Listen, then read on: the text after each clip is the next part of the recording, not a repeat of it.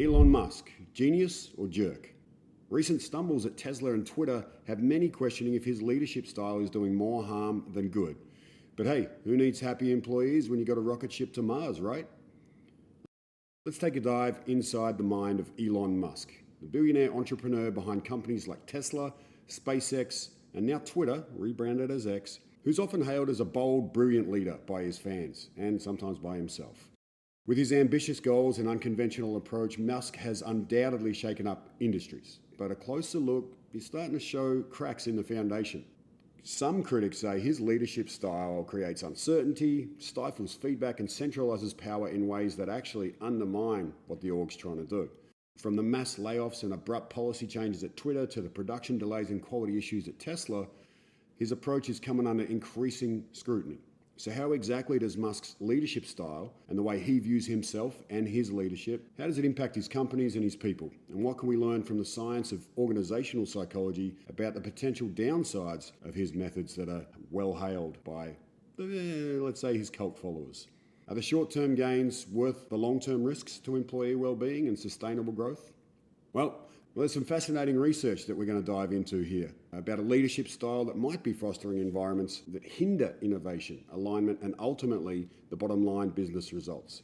While his bold moves and big bets may grab headlines, the science shows that day-to-day behaviors of leaders have a profound impact on their team's ability to thrive and succeed in any domain, especially in businesses and tech startups.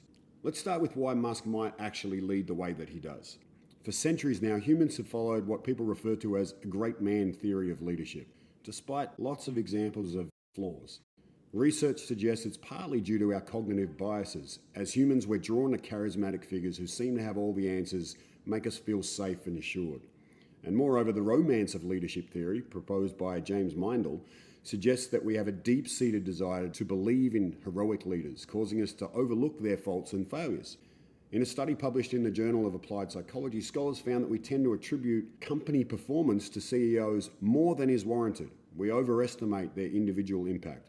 It's not nothing, but it's not as much as people might claim. And this may partly explain why Musk's leaning into that style. Not only is it enticing to his followers and it fits his personality, it also doesn't hurt in creating big headlines and increasing investor interest. His bold promises and larger-than-life persona totally tap into our longing for visionary saviors. But, like a tech bro version of the Greek god Icarus, his soaring ambition often leads him and his companies to fly too close to the sun. Charles O'Reilly and his group at Stanford found that overconfident, self-centered leaders can rise quickly but often flame out spectacularly.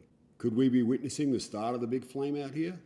Time will tell, but plenty of his critics call him a narcissist because he tends to take excessive risks, he ignores feedback, and prioritizes his own ego over the team sometimes.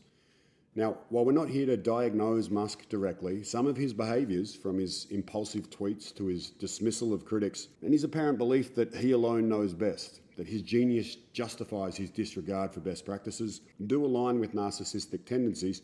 It's actually a hallmark of that great man myth of leadership. And there's plenty of examples that suggest there is a bit of a flame out happening in a couple of his companies. We'll get to that in a minute. But let's flip to one of the key parts of research that he and his style undermines: psychological safety. It's the belief that within a group and at work, you can take risks, speak up without fear of punishment. Studies by Amy Edmondson, who's a professor at Harvard Business School, show that psychological safety is critical for learning, for innovation, but most of all, for performance. Edmondson explains that when people feel safe to admit mistakes, ask questions, suggest ideas, they're not only more engaged and creative and productive, but it actually leads to better decision making and more accurate choices on a strategy front. Now, unfortunately, as we've all seen in the headlines, Musk's leadership style often undermines that safety. Plenty of former Tesla and SpaceX employees have described a culture of walking on eggshells, not knowing if a misstep could cost them their job. Cybertrucks line the side of the highway in southeast Austin amid new reports that Tesla is temporarily halting deliveries as a top Tesla exec announces his resignation on Twitter and the company announces mass layoffs. Just out of the blue, they laid me off. This lack of psychological safety not only takes a toll on the mental health of the individuals, but it totally stifles the very innovation and excellence that Musk and the tech sector demands. And it's not just the environment of uncertainty that can actually have negative impacts here. Musk's insistence on making unilateral decisions, from product features to hiring and firing, undermines his team's ability to respond nimbly to challenges.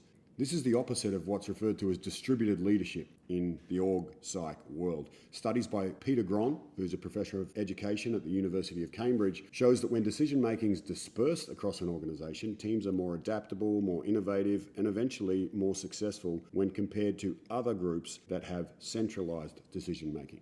His research found that distributed leadership enhances collective problem-solving and buy-in and usually leads to more optimal decisions. Concentrated power, on the other hand, leads to bottlenecks, blind spots, and burnout. Sound familiar? I mean, we only have to look at Tesla's recent struggles with recalls and the underperforming Cybertruck launch to see the limitations of Musk's top-down approach and hurrying rather than being good. The Cybertruck's angular design, it might be eye-catching, but apparently it's also about as practical as a glass hammer. In 2022 alone, Tesla issued over 20 different recalls, impacting more than 3 million vehicles, suggesting serious quality control issues across the board. At this rate, Musk might want to consider rebranding Tesla as a recall company that occasionally makes cars. Chances of that happening, though? Slim to none, because unfortunately, our friend Elon isn't exactly open to feedback. Musk rarely admits mistakes or uncertainty, projecting an image of infallibility, both for him and his companies, even when projects like the Tesla Cybertruck or the Twitter acquisition hit significant snags, very public ones that you can see with your own eyes. And it's this lack of vulnerability and also the lack of clarity in his communication, his erratic communication style from cryptic tweets to impulsive edicts. It leaves employees scrambling to decipher not only his true intentions, but also the best way to actually tell him what the facts are rather than what he wants to see. This lack of vulnerability and clarity totally hampers agility and effectiveness within teams because people spend more time trying to read Musk's mind than executing confidently. Research by Brené Brown at the University of Houston shows that when leaders have the courage to be vulnerable, which in this case means to admit what they don't know, to own some of their mistakes and to ask for help, they build trust and connection with their teams and also their external investors and stakeholders. Vulnerability in this instance is not weakness. It's just a willingness to show up fully and deal with the facts. So clear communication is obviously essential for alignment and efficiency, but when leaders give confusing or contradictory directives, they breed uncertainty and waste energy and attention. So with all of this being said, the consequences of Musk's leadership style are becoming increasingly apparent. Beyond Tesla's quality woes and product delays, Twitter has seen advertisers flee and revenue plummet since Musk's takeover. His abrupt layoffs, his impulsive policy changes, and failure to reassure partners have totally spooked brands, sponsors, and users alike. A survey by the Harris Poll in December 22 found that more than half of Twitter users at that stage believed the platform had gotten markedly worse under Musk's leadership. So not just his employees, but his customers. And it showed concerns about misinformation, harassment, and content moderation. As the respected consultancy firm McKinsey's extensive research on organizational health emphasizes, leadership behaviors have direct bottom-line impacts. Their studies across hundreds of companies found that organizations who are in the top 25% in their measures of organizational health grow revenue more than 2 times faster and are almost 3 times more likely to outperform their competition. Healthy organizations prioritize employees, communication, and decision-making across the board, and this is the very thing that Musk's leadership and his mindset often lacks. So, yes, Elon Musk may be brilliant, but his leadership style is a case study in organizational don'ts. He fosters fear instead of psychological safety. He sows uncertainty instead of clarity, and he hoards decision-making. He's the guy with the genius ideas instead of distributing leadership. And doing all of this, he's undermining the very innovation and performance that he seeks and his companies absolutely need. The science is clear. Healthy organizations need leaders who bring out the best in their people, who don't rule by fear and favor.